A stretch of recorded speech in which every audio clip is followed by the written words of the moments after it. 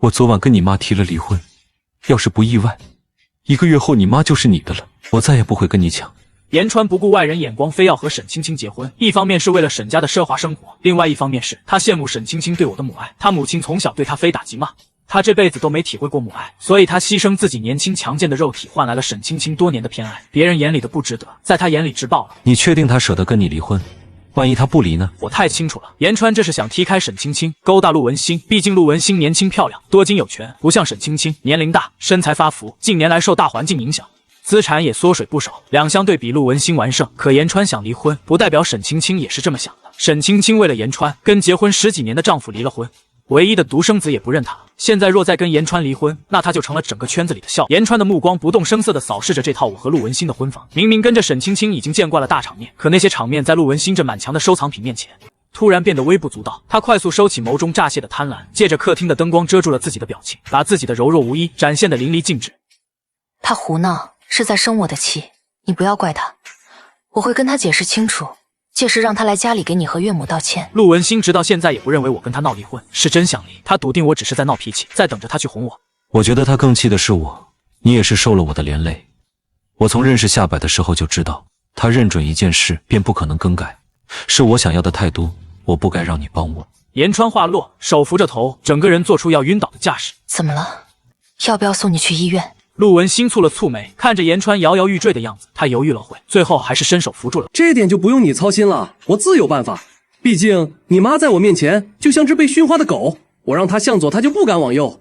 言川在沈青青面前有种莫名的优越感，这种优越感让他以为自己魅力无限。就像当年我对他再好，在他眼里，我也只是看中他的相貌，只为跟他做朋友更吸引人注意，更显得高贵和骄傲。自己把别人当成什么样的人，就以为别人亦如是。不像你爸都跟了他10几年，一点都掌控不了他。说实话，你爸死了也挺好，不然看到你妈在我跟前那么听话，他就算活着也会被气死。言川，人在做天在看，我爸被你害死了，还要遭受你的辱骂，你就不怕遭报应？我听到他恬不知耻地提到我爸，握着手机的手瞬间攥紧，指节泛白。我告诉自己要冷静，可胸腔里的怒火还是止不住的往上涌。言川也突然意识到自己说了不该说的话，怕我录音毁了他苦心经营的人设，匆匆忙忙挂了电话。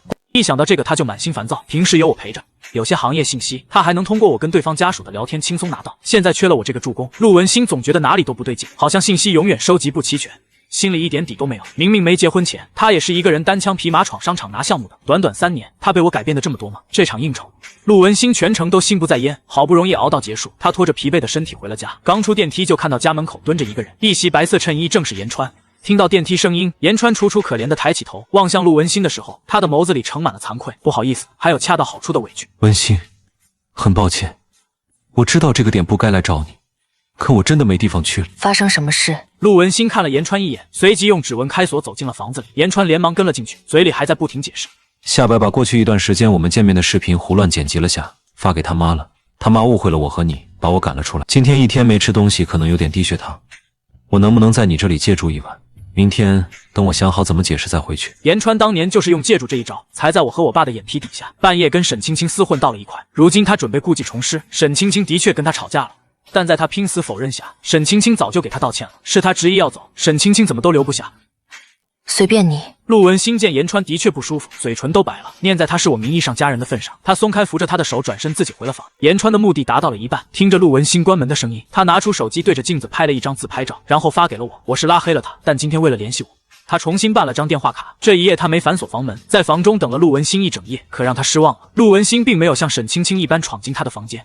言川意识到，哪怕他铺垫了1年，也确认陆文星不排斥他，可想让两人的关系更进一步，他就必须要制造点别的契机。看到言川发来的照片时，我妈那种渣女我早就不认了。至于陆文星，他不是想抢吗？我也送给他。你知道了？言川还不知道，我知道他过去1年在暗中接触陆文星。他的声音瞬间发凉。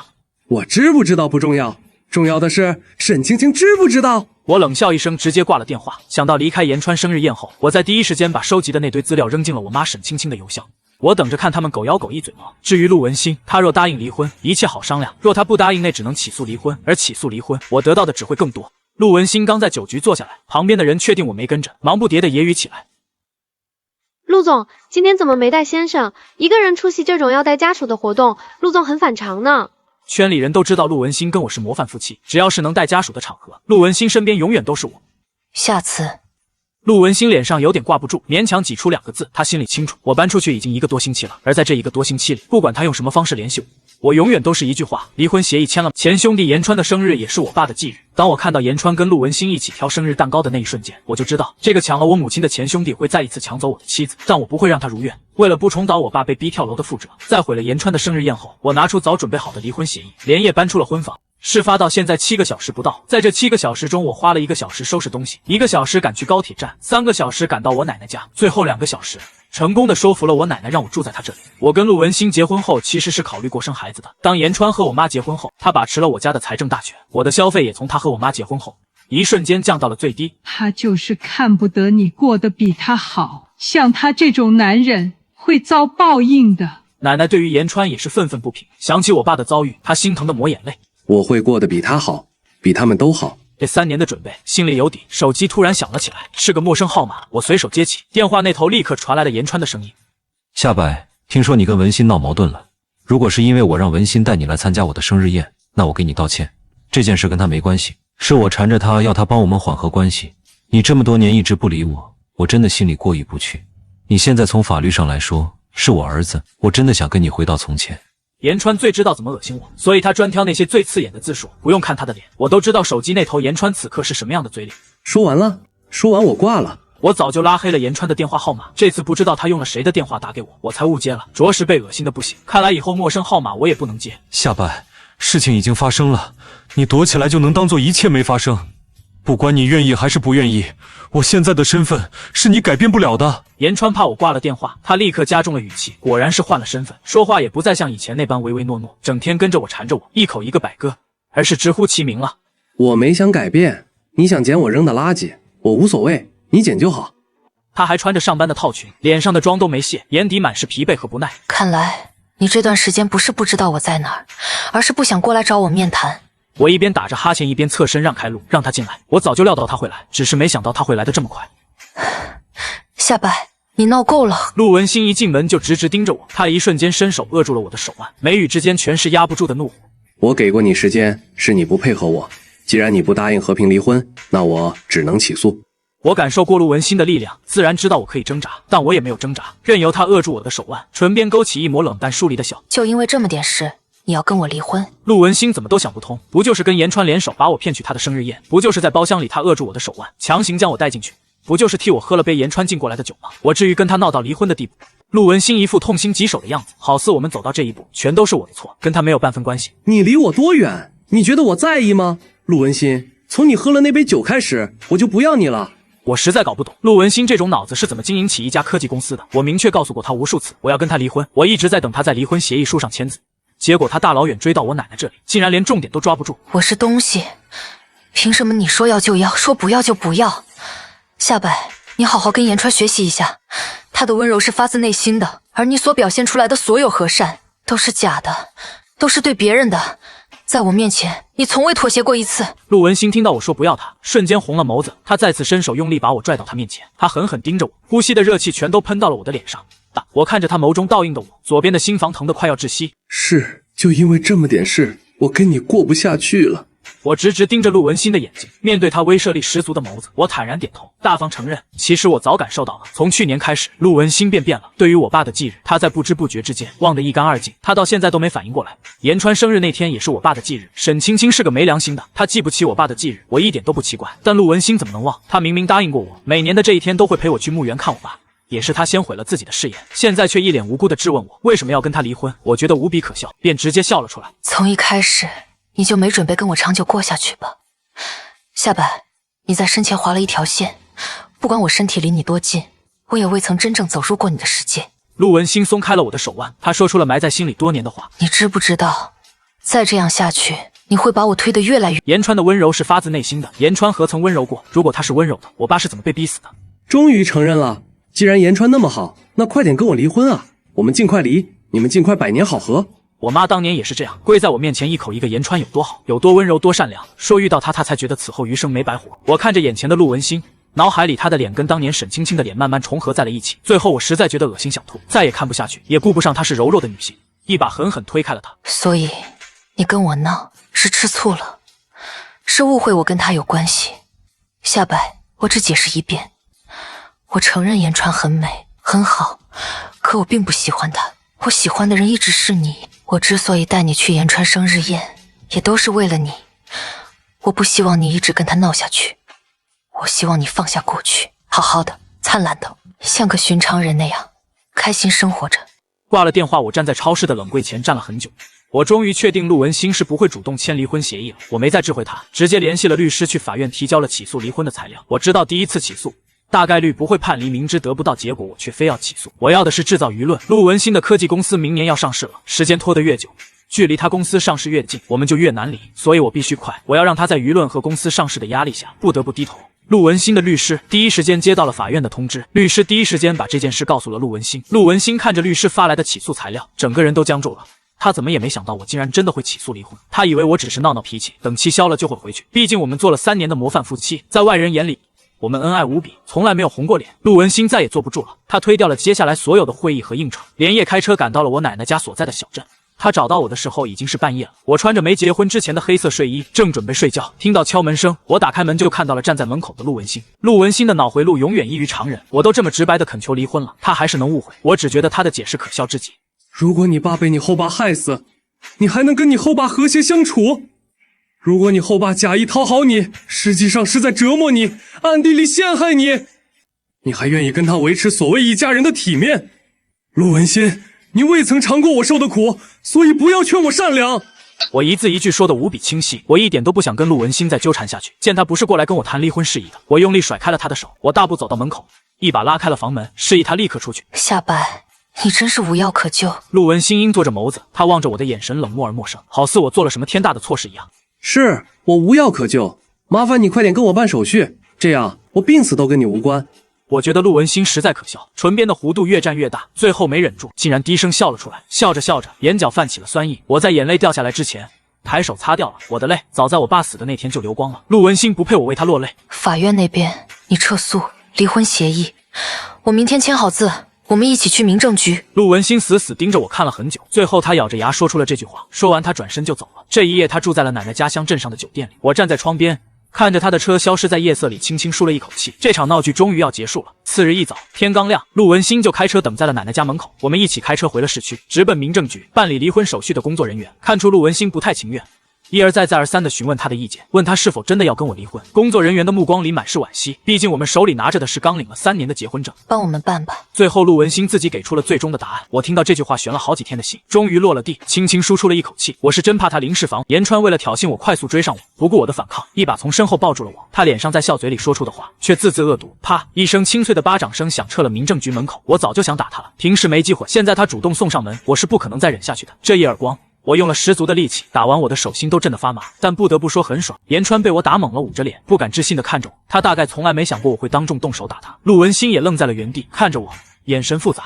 爽？我看着言川错愕的样子，冷冷吐出一个字。言川为了维持他那副温柔善良的人设，是不可能当众跟我动手的，更不可能追究我打他的责任。他只能咬着牙，硬生生忍下这口气。我懒得再看他一眼，转身就上了路边等着我的车。车子缓缓启动，我从后视镜里看到言川还站在原地，捂着脸，眼神怨毒地盯着我的车。我只觉得可笑，他这点手段在我眼里跟小孩子过家家没什么，毕竟离这个婚我分了他不少财产，他当前没彻底反应过来，也对我还有几分情面，所以我提出的那些条件他一一答应了。若是他对我最后那点情分耗光，他估计就不太情愿了。我们刚从民政局大厅走出来，手里还拿着新鲜出炉的离婚证，一辆豪车就猛地停在了我们面前。车门打开，言川从车上急匆匆地走了下来。他看到我们手里的离婚证，脸上立刻摆出一副痛心疾首的样子。夏伯，你怎么真跟文心闹到这一步？我终究是来迟了吗？我说过会当面跟你解释，你为什么不听？我跟你妈是在闹离婚，可我跟文心真是清白的，她送我那些礼物都是以你的名义，她心里只有你，而我，不管你如何看待我，在我心里，你一直是我最重要的朋友，曾经的家人。言川这时间挑得真好，不早不1个月的时间转瞬即逝，我跟陆文心的离婚手续彻底办完，财产也分割完毕，而言川和沈青青那边却出了天大的变故。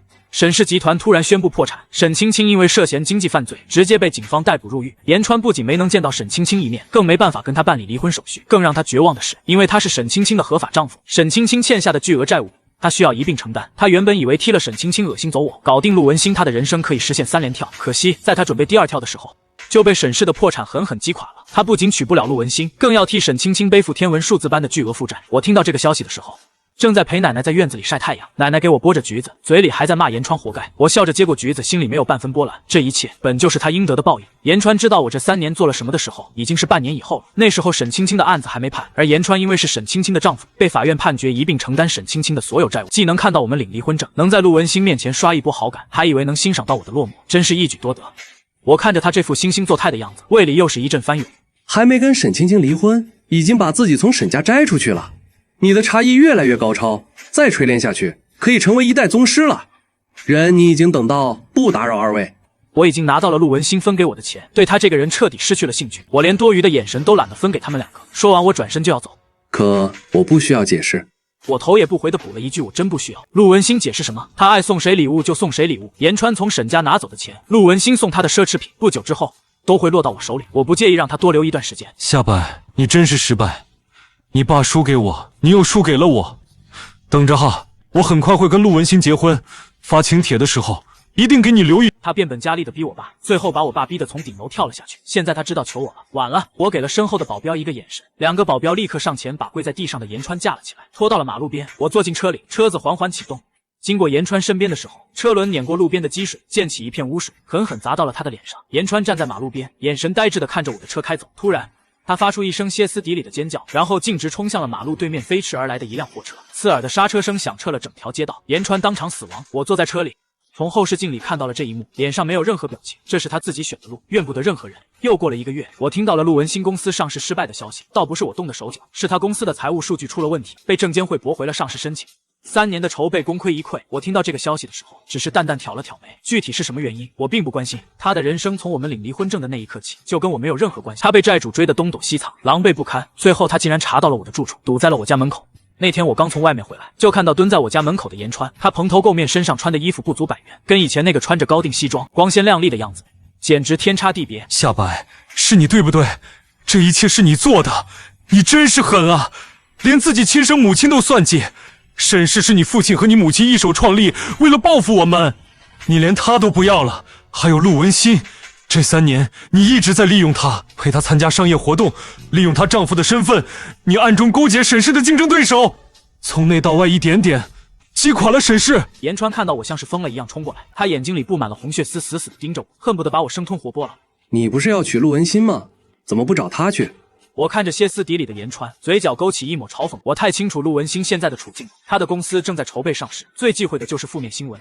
严川身上背着巨额债务，一旦他跟严川有任何交集，被媒体爆出去，他的公司就不可能上市。我这句话就是故意讽刺他。严川听到陆文馨的名字，脸色瞬间惨白。他去找过陆文馨，可陆文馨连他的面都没见，直接让保安把他打了出去，还放话，他再敢靠近公司和小区一步就直接报警。他现在就是人人避之不及的丧家之犬。那些天文数字，我一辈子也还不完。夏白，我求求你，给我留条活路。严川的指甲狠狠掐进自己的手心，他蓦的一下跪在了我的面前。以前要多高贵就有多高贵的人，现在卑微的跪在我面前，求我放过他。给你留条活路？那你当初给我爸留了吗？我看着跪在地上的严川，眼神里没有半分温度。我爸当年也是这样求过他，求他放过我妈，放过我们这个家。可他是怎么做的？陆文馨公司上市失败后，他来找过我一次，还是在我奶奶家的小镇上。他找到我的时候，整个人憔悴了很多，没有了以前雷厉风行的女强人气势。他看着我沉默了很久，然后开口说他想起来了，严川生日那天是我爸的忌日，他为他的所作所为向我道歉。他还说如果我愿意原谅他，他就再陪我去一次我爸的墓园。我笑着摇了摇头拒绝了他。陆文馨看着我拒绝的样子，沉默了半晌，他自言自语地说，为什么每年都记得了，偏偏今年忘了？我知道为什么，却没回答他。他自己都没注意到，他虽然口口声声说喜欢的人是我，说一切都是为了我，可他跟我妈一样被严川扮演的柔弱形象迷住了。哪怕他可能的确没跟严川发生什么，可他的心已经偏了。从他忘记我爸忌日的那一刻起，从他替严川喝下那杯酒的那一刻起，从他帮着严川把我强行拉进生日宴包厢的那一刻起，我们之间就已经结束了。陆文馨见我始终不肯松口原谅他，红着眼眶走了。从那以后，我再也没有见过他。听说他后来把公司卖了，离开了这座城市。他们还说沈青青后来又找了几个伴都没长久，最后一个人回了老家，过得很不好。我听着这些只是笑了笑，没接话。他们的人生都跟我没关系。我早就放下了过去的恩怨，不是原谅，是算了。我不想让那些烂人烂事再占据我生活里的一分一秒。书店开了3年，生意越来越好，我在小镇上也彻底扎下了根。我把镇上废弃的小学重新翻修了一下，捐了很多书，办了一个公益图书馆。让镇上的孩子们有更多的书可以看。镇上的人都很感激我，孩子们也都很喜欢我。每次看到孩子们抱着书笑得一脸灿烂的样子，我就觉得这件事做得很有意义。奶奶看着我做的这些事，笑得合不拢嘴。她说我爸要是看到我现在的样子，一定会很骄傲。听到奶奶提起我爸，我的眼眶微微发热。是啊，我爸一直希望我能做一个正直、善良、有担当的人。我没有辜负他的期望，我没有变成像言川那样为了钱和权不择手段、丧尽天良的人。我守住了自己的本心，也活成了自己想去了哪里没人知道。而我陪着我奶奶，用着陆文新分给我的钱，过着不愁吃喝、悠然自得的日子。日子虽然简单些，但胜在舒心。日子一天天过去，转眼就是1年。我爸的忌日这天，我带着一束白菊去了墓园。墓园里很安静，只有风吹过树叶的沙沙声。我把白菊放在我爸的墓碑前，蹲下身，仔仔细细地擦着墓碑上的照片。照片里的我爸笑得温和。爸，害你的人都得到报应了，你可以安息了。我坐在墓碑前，跟我爸说了很久的话，说了我现在的生活，说了奶奶的身体很好，说了那些伤害我们的人都落得了应有的下场。太阳快落山的时候，我才起身离开。走到墓园门口，我意外地看到了沈青青，她刑满释放了，因为不是主犯，加上积极退赔，她只坐了1年牢就出来了。她比以前老了很多，头发白了大半，穿着洗得发白的衣服，整个人佝偻着背，再也没有了以前的风光。沈青青看到我脚步顿住了，她看着我嘴唇动了动，似乎想叫我的名字，可最终她还是什么都没说，只是低下头，匆匆忙忙地躲开了。我看着她狼狈的背影，心里没有半分波澜。她是生我的人，可也是亲手毁了这个家的人。从她选择言川的那一刻起，我们之间的母子情分就断了。我上了车，直接回了小镇。奶奶在家做好了饭，等着我回来。看着桌子上热气腾腾的饭菜，看着奶奶慈祥的笑脸，我心里暖融融的。这才是家，是我一直想要的安稳的家。吃完饭，我坐在院子里，看着天上的星星。奶奶走过来，坐在我身边，问我有没有想过再找一个伴。我笑着摇了摇头。婚姻这回事，我经历过一次就够了。比起2个人的互相消耗，我更喜欢一个人的自在安稳。后来我用手里的钱开了一家小小的书店，就在小镇上。书店里有咖啡，有书，有阳光，日子过得慢悠悠的，很舒服。镇上的人都很和善，经常来书店里看书，跟我聊聊天。奶奶每天都会来书店里给我送她做的点心，日子过得平淡又幸福。偶尔会有以前的朋友来小镇看我，他们跟我说，陆文新后来又创业了，做得还不错，只是一直单身，再也没有谈过恋爱。有一次我去参加一个公益活动，意外的遇到了陆文新。几年不见，他变了很多头发，剪短了，穿着简单的西装，气质沉稳了很多。他看到我愣了一下，然后他朝着我走了过来，跟我打了声招呼。好久不见，夏白。好久不见。我礼貌性的点了点头，没有多余的话。陆文新看着我，眼神里满是复杂的情绪，有愧疚，有遗憾，还有一丝说不清道不明的怀念。他跟我说，他现在在做乡村教育的公益项目，这次来就是为了这个项目。我点了点头，说了声挺好的。我们之间陷入了尴尬的沉默。当年的事过去了这么多年，早就没有了谁对谁错的争论，只是我们再也回不去。活动快结束的时候，陆文新叫住了我，他看着我很认真地问我，当年他要是早点意识到自己的错误，跟我道歉，我会不会原谅他？我看着他沉默了几秒，然后摇了摇头。有些伤害一旦造成了，就再也无法弥补，就像碎了的镜子，就算粘好了，也永远会有裂痕。陆文新听到我的答案，苦笑了一声，他说他知道，然后他转身走了。我35岁这年，奶奶走了，她走得很安详，是在睡梦里离开的。我给奶奶办了葬礼，把她和爷爷葬在了一起。奶奶走了之后，我把小镇上的书店和图书馆都托付给了镇上信得过的老师。我开着车开始了一个人的旅行。我去了很多地方，去了西藏，看了布达拉宫，转了经筒去了新疆，看了辽阔的草原，吃了甜美的瓜果，去了云南，看了苍山洱海，逛了古城小巷，去了海边，看了日出日落，听了海浪的声音。我把沿途的风景都拍了下来，写在了日记里。我终于明白，人生不是只有婚姻和家庭这一条路，人这一辈子最重要的不是抓住某个人不放，而是取悦自己，活在当下，去看遍世间风景，去感受人间烟火。旅行了2年，我回到了市区。我用手里的钱买了一套带院子的房子，院子里种满了花，还有一棵桂花树。秋天的时候，桂花开了，满院子都是香气。我把旅行时拍的照片都洗了出来，贴满了一面墙。我重新开了一家书店，比小镇上的大一些，依旧是卖书卖咖啡做公益，日子过得平静又安稳。从墓园出来，天上下起了小雨。我坐在车里，看着窗外淅淅沥沥的雨，突然想起了很多年前的那一天，也是这样的雨天。我爸的葬礼上，沈青青穿着黑裙子站在言川身边，眼里没有半分悲伤。那时候我就该知道，这个妈我早就该放下，只是那时候的我还抱着一丝不切实际的期望。现在想来只觉得可笑。50岁这年，我把所有的书店和公益图书馆都捐了出去。我拿着剩下的钱买了一辆房车，开始了环游全国的旅行。我走走停停，遇到喜欢的地方就住上几个月，体验当地的风土人情，吃当地的特色美食，写自己的故事。我把自己的故事写成了一本书，书出版后意外的卖得很好，很多读者给我留言说我的故事给了他们及时止损的勇气，说他们终于敢离开那段消耗自己的关系，为自己而活。看到这些留言我很欣慰，我没想到自己的经历竟然能给这么多人带来力量。我想我爸在天上看到这一切一定会很开心，他的儿子不仅活成了自己想要的样子，还照亮了很多人的路。60岁的时候，我的身体渐渐不太好了，我结束了旅行，回到了当年的那个小镇。从那以后，我们再也没有见过。时间过得很快，转眼我已经40岁了。我的书店在市区开了3家分店，公益图书馆也在周边的县城开了10几家。很多山区的孩子因为我的图书馆看到了更广阔的世界，有很多孩子给我写感谢信，他们说长大了也要像我一样去帮助更多的人。每次看到这些信，我都觉得自己做的一切都值了。有朋友问我后不后悔当年跟陆文星离婚，毕竟我们当年是所有人都羡慕的模范夫妻。我笑着摇了摇头，我从来没有后悔过。如果当年我没有及时止损，没有体面的离婚，我只会陷在无尽的内耗和痛苦里，永远也活不成现在这个样子。人这一辈子最怕的就是拎不清，明知道这段关系已经烂掉了，还舍不得放手，最后只会把自己也拖进泥潭里。及时止损永远是最正确的选择。有一年我爸的忌日，我又去了墓园，在墓园里我看到了沈青青的墓碑，她在半年前因病去世了，墓碑上的照片是她年轻时候的样子，笑得很漂亮。我站在她的墓碑前站了很久，最终还是什么都没说，转身走了。恩怨也好，情分也罢，都随着她的去世烟消云散。活了这么大的岁数，看遍了世间风景，也做了很多有意义的事。人这一辈子没有什么坎是过不去的，只要你肯放手，肯转身，就一定能看到新的风景。我75岁这年身体彻底垮了，我住进了医院，镇上的孩子们轮流来医院照顾我，他们给我擦身，喂我吃饭，陪我说话，没有一个人嫌麻烦。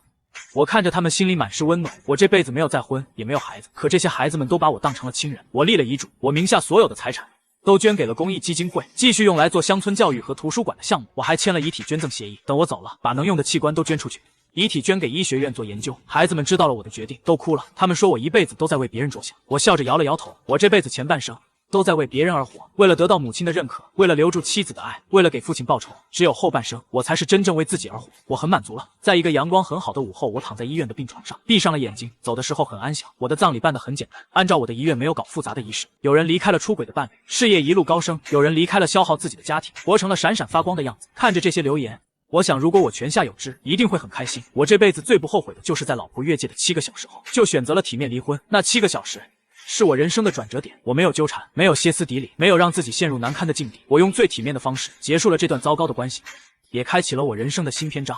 有人说我能过得好，是因为离婚分了陆文星很多钱，其实不是，就算没有那些钱，我也一样能过得好，因为我从来没有把自己的人生依附在任何人身上。结婚的时候，我有自己的工作、自己的圈子、自己的爱好；离婚之后，我依旧有养活自己的能力，有热爱的事情，有丰盈的内心。一个人只要内核是稳的，就永远不会被任何关系打倒。女人也好，男人也罢，永远都不要把婚姻当成人生的全部，不要把伴侣当成自己的人生靠山，你自己才是你人生里最靠谱的靠山。你自己的能力，你的善良，你的格局才是你永远的底气。只是把我的骨灰撒在了我爸的墓碑旁，还有我当年开的第一个公益图书馆的院子里。我想陪着我爸，也想永远陪着那些孩子们。我走了之后，我的故事被很多人记在了心里。我捐的图书馆还在正常运营着，一批又一批的孩子在图书馆里看到了更广阔的世界。我的书也一直在加印，帮助了一个又一个现在糟糕关系里的人找到了及时止损的勇气。我想我的人生是圆满的，我没有被仇恨困住一生，也没有被失败的婚姻定义我的人生。我亲手改写了自己的结局。很多年以后，还有人会在网上讨论我的故事。有人说我太狠心了，就因为妻子跟继兄走得近了点，就非要离婚，一点情面都不留。也有人说我做的太对了，在发现对方越界的第一时间就及时止损，体面离婚，保全了自己，没有像我爸一样被背叛逼得走上绝路。还有人说我最厉害的地方不是报复了严川和沈青青，而是在经历了那么多背叛和伤害之后，依旧没有丢掉内心的善良，依旧愿意去相信美好，去帮助别人。其实我只是想明白了，报复一个人最好的方式不是跟他同归于尽，而是活得比他好。当你自己足够强大的时候，就不会害怕任何人的离开，也不会害怕任何关系的破裂，因为你知道就算没有他们，你也能把日子过得风生水起。也有人问我恨不恨陆文星，其实早就不恨了。恨一个人是需要耗费大量的心力，我不想把自己的时间和精力浪费在一个无关紧要的人身上。他只是我人生里一段走错的路，摔了一跤爬起来，继续往前走就好了，没必要一直站在原地恨那块绊倒你的石头。我也不感谢那些伤害过我的人，是我自己熬过了那些难熬的日子，是我自己把自己从泥潭里拉了出来，跟那些伤害我的人没有半分关系，他们带给我的只有无尽的痛苦和伤害。我永远不会感谢那些让我遍体鳞伤的经历，我只感谢那个在经历了风雨之后依旧没有倒下的自己。人生这趟旅程，我们会遇到很多人，有人会陪你走一段路，有人会给你上一课，有人会给你带来光，有人会把你拖进黑暗，但最终能陪你走到终点的只有你自己。所以永远不要为了任何人丢掉自己的底线，放弃自己的原则，永远不要为了留住一段关系卑微到尘埃里，活得比他长久。看着他从高楼跌落，摔得粉身碎骨，而你站在阳光下，活成了他永远也达不到的样子。也有人问我到底有没有爱过陆文星，答案是爱过。结婚的那3年，我是真心实意的想跟他过一辈子，我陪他参加每一场应酬，帮他打理好所有的后方，替他挡掉所有的麻烦。我把我能给的都给了他，可我的爱是有底线的，我的底线就是我去世的父亲。他忘了我爸的忌日，跟害死我爸的人站在一起，触碰了我的底线，所以我只能收回我的爱，体面退场。爱可以不问对错，但一定要有底线。你可以爱一个人爱到尘埃里，但没有人会爱尘埃里的你。当一段关系带给你的只有痛苦和消耗的时候，就该及时放手了。不要觉得舍不得，不要觉得不甘心，你失去的只是一个不爱你的人，而你得到的是整个崭新的人生。我的故事被改编成了短剧，在网上播出，播出之后爆火了，很多人在评论区留言说从我的故事里看到了自己的影子。说他们也正在经历伴侣的越界，家人的背叛，正在内耗和痛苦里挣扎。我的故事给了他们转身离开的勇气。还有很多人在评论区里分享了自己及时止损的故事。我在小镇上买了一个带院子的小房子，就是当年我开第一家书店的地方。院子里我种了很多菜，还有奶奶当年最喜欢的花。每天早上我都会去镇上的集市逛一逛，买新鲜的蔬菜，跟镇上的老邻居聊聊天。下午就坐在院子里的摇椅上晒晒太阳，看看书，喝喝茶，日子过得慢悠悠的，很惬意。镇上的孩子们还是会经常来看我，他们都长大了，有的已经成家立业，有的去了大城市读书工作。每次回来都会给我带各种各样的礼物，围着我跟我说外面发生的新鲜事。我看着他们朝气蓬勃的样子，就觉得人间值得。我70岁生日那天来了很多人，有我帮助过的孩子，有书店里的老读者，有镇上的邻居，他们给我办了一场热热闹闹的生日宴。看着眼前一张张笑脸，我笑得合不拢嘴。生日宴结束后，我坐在院子里看着天上的月亮，想起了很多年前我爸跳楼的那个夜晚，也是这样的月亮。那时候的我觉得天塌了，觉得人生没有任何希望。后来又遇到了陆文星的背叛，言川的步步紧逼，我以为我的人生会一直烂在泥里，可没想到我竟然体面的走。永远不要为了别人的错误惩罚你自己。当一段关系让你变得越来越糟糕，让你整夜地内耗，让你失去了自我的时候，一定要及时止损，勇敢的转身，体面的离开。不要怕，前面的路还很长，你会遇到更好的风景，会遇到更值得的人，更重要的是你会遇到更好的自己。我叫夏白，我的人生前半段满是泥泞和背叛。父亲被继兄逼死，母亲为了外人抛弃了我，结婚3年的妻子跟我的仇人越界，站在了我的对立面。我曾以为我的人生会就此烂在黑暗里，可在老婆越界的7个小时后，我选择了体面离婚。我没有纠缠，没有歇斯底里，没有让自己活成一个笑话。我亲手斩断了所有烂掉的关系，也亲手为自己的人生劈开了一条新的路。我报了害死我父亲的仇，让所有伤害过我的人都得到了应有的报应。我也没有被仇恨困住一生，我用自己的能力帮助了无数的孩子，活成了自己想要的样子。人这一辈子从来都不是非谁不可，及时止损是最高级的自律，体面退场是对自己最大的尊重。